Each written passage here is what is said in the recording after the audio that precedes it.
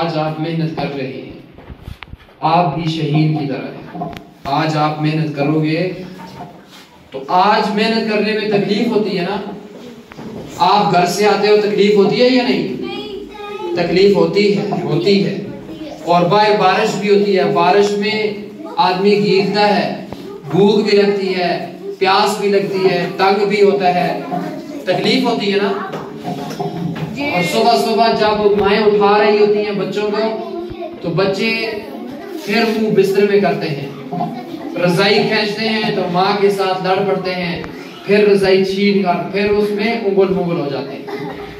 اور مائیں کہتی ہیں بچے ابھی سکول کا ٹائم ہو گیا، اٹھ جاؤ، تو راستے میں بچے روتے آتے ہیں کہ یہ سکول کیا ہے کیا نہیں ہے، نہ پڑھیں۔